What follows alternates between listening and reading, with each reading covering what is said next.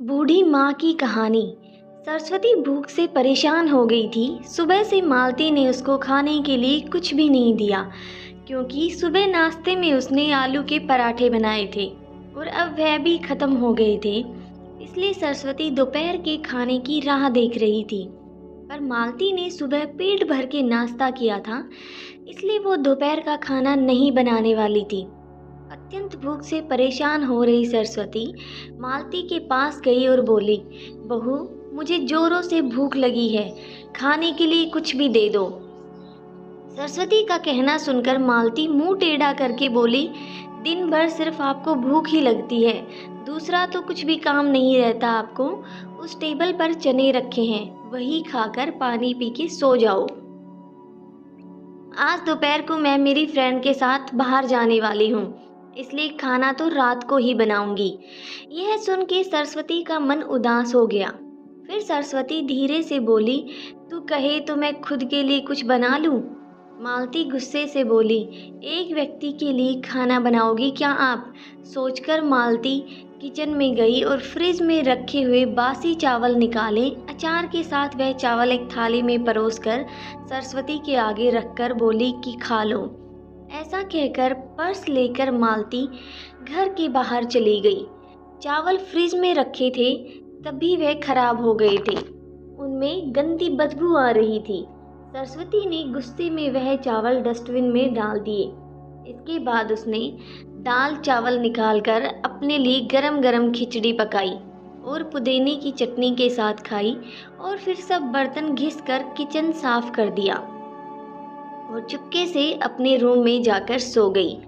मालती ने भले ही खाना पकाने से मना किया था, पर यह घर उसका भी था और वह खुद का खाना खुद बना सकती थी। दूसरे दिन सुबह सरस्वती अपने रूम में बैठी थी। उतने में उसका बेटा रमेश उधर आया और बोला, माँ, आजकल महंगाई बहुत बढ़ गई है, मुझे घर खर्च चलाना भी कठिन हो रहा है। ऊपर से पापा की 13वीं भी पे भी बहुत खर्चा हुआ।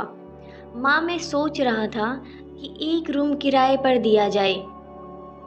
घर का किराया आने पर घर खर्च में थोड़ी मदद होगी। सरस्वती बोली, बेटा, तुझे जो ठीक लगेगा तू वही कर। उसके बाद रमेश गला साफ करते हुए बोला, माँ, तेरा रूम खाली कर दे और नीचे के छोटे रूम में शिफ्ट हो जा।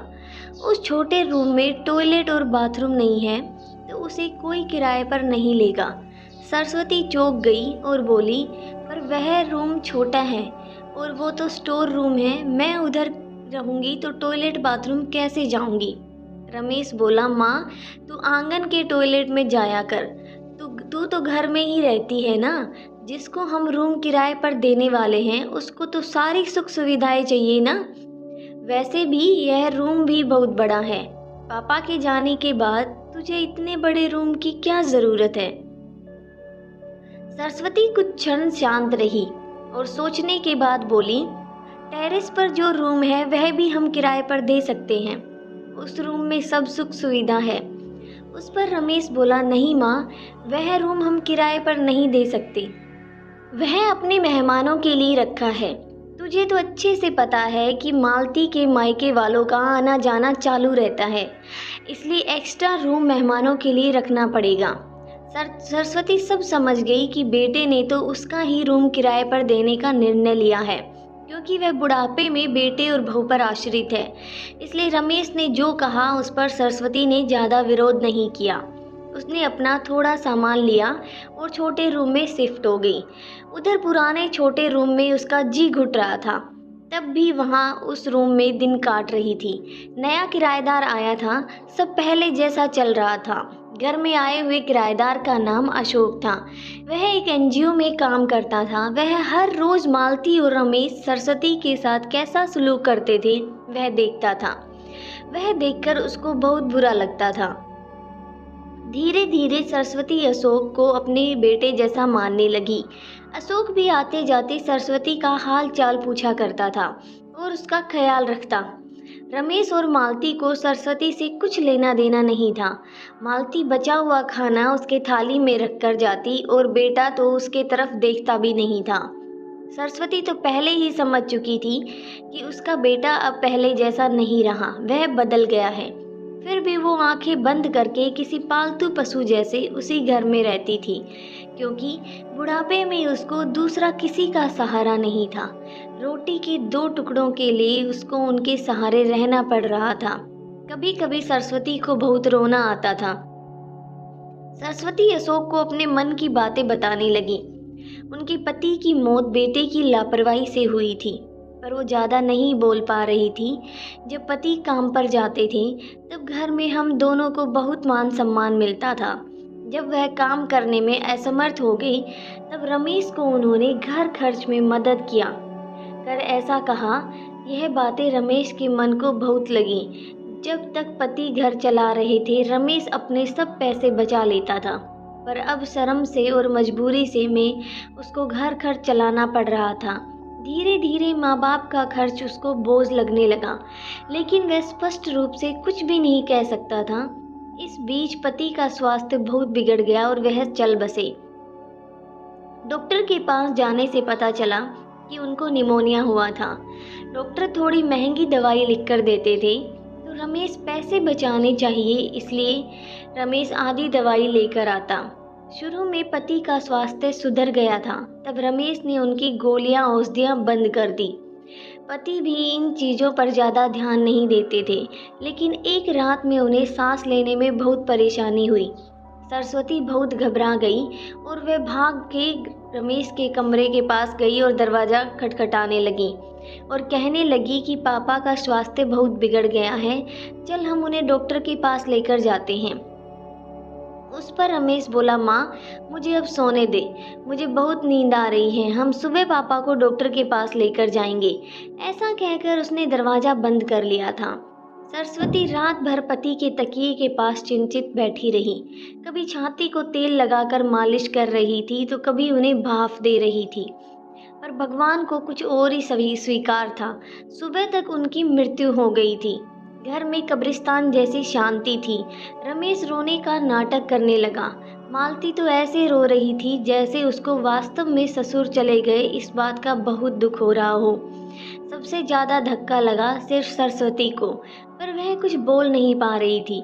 सरस्वती की आंखों से आंसू आ रहे थे और उसके होंठ थर-थर काँप रहे थे, जैसे कि वो कहना चाहती हो कि अब ये रोने का नाटक क्यों कर रहे हो, मेरे पति की मौत के आप दोनों ही जिम्मेदार हो।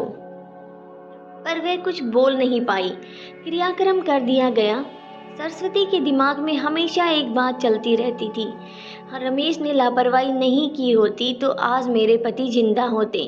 उनकी मौत के बाद मालती और रमेश का व्यवहार बिल्कुल बदल गया था। सरस्वती को भी उनके व्यवहार की आदत पड़ गई थी, इसलिए वह उनकी तरफ से कोई अपेक्षा नहीं रखती थी, पर उसका मन उसे अंदर ही अंदर खाए जा रहा था। ऐसी औलाद को सबक भी नहीं सिखा सकती थी। एक दिन उनका किराएदार अशोक उनके पास आया और सरस्वती को कुछ बातें उसने समझाई। वह बातें सुनकर सरस्वती की आंखों में एक नई उम्मीद जगी। दूसरे दिन सुबह सरस्वती मालती और रमेश के पास आई और बोली, मुझे तुम दोनों से बहुत ज़रूरी बात करनी है। मुझे ऐसा लग रहा है कि तुम दोनों को मेरे साथ रहने में प्रॉब्लम है, इसलिए मैंने सोचा कि मैं वृद्धाश्रम में रहूंगी। सरस्वती का कहना सुनकर मालती बहुत खुश हो गई। रमेश ने थोड़ा दुखी होने का नाटक किया।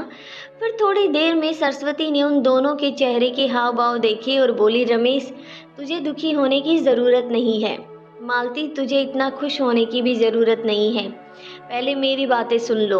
और सरस्वती हंसकर बोली, यह बातें सच्ची है कि वृद्धाश्रम में रहूंगी, पर मैं इस घर से कहीं नहीं जाऊंगी, मैं इस घर को ही वृद्धाश्रम बनाऊंगी।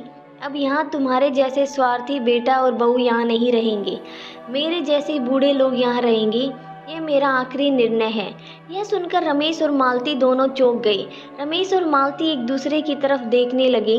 उन दोनों ने सोचा था कि सरस्वती घर छोड़कर चली जाएगी तो वह दोनों खुशी से रहेंगे। उनको लगा था कि उनको सरस्वती की जवाबदारी लेनी नहीं पड़ेगी, उनका ख्याल नहीं रखना पड़ेगा, पर इधर तो सब उल्टा ही हो गया था। सरस्वती का कहना सुनकर रमेश गुस्से से बोला, माँ तेरा दिमाग तो ठीक है ना, इस घर पर मेरा अधिकार है, फिर तू इस घर को वृद्धाश्रम कैसे बना सकती है? तू भूल रहा है बेटा, अभी तक ये घर मेरे नाम पर है। सरस्वती गुस्से में बोली, तुम दोनों ने मुझे बहुत परेशान किया है, छोटी छोटी बातों पर मेरा अपमान किया, बीमारी के वक्त भी मुझ पर ध्यान नहीं दिया, खाने पीने के लिए भी मुझे बहुत तरसाया। तेरे पिताजी भी मुझे छोड़कर चले गए। अगर मैंने कठोर निर्णय नहीं लिया तो मेरा भी वही हाल होगा जो तुम्हारे पापा का हुआ। इसलिए मैंने सोचा कि बेटे के झूठे प्यार के जाल में फंसने से अच्छा मैं अपने बारे में सोचूं। रमेश घुटनों पर आकर बोलने लगा, माँ मुझे माफ़ कर दो, हम दोनों तेरा अच्छे से ख्याल रखेंगे, तेरा कभी भी अपमान नहीं करेंगे, पर तू इस घर को वृद्धाश्रम मत बना। माँ थोड़ा सोच कर तो देख, हमारा क्या होगा? सरस्वती ऊंची आवाज में बोली, मैंने और तेरे पापा ने तुझे अच्छे संस्कार दिए थे, फिर भी तूने सिर्फ तेरे परिवार के बारे में ही सोचा, हमारा नहीं।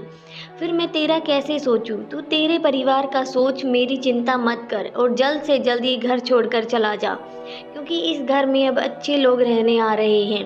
इतना कहकर सरस्वती अपने रूम में चली गई। रमेश और मालती शांत सरस्वती को जाते हुए देखते रह गए। सरस्वती ने अपने जैसे बूढ़े लोगों को उसके घर में आश्रय दिया। अशोक की मदद से वृद्धाश्रम अच्छे से चलने लगा। दोस्तों, आजकल के लड़कों ने बूढ़े लोगों के साथ गैर व्यवहार किया तो बूढ़े लोग भी कठोर निर्णय ले सकते हैं।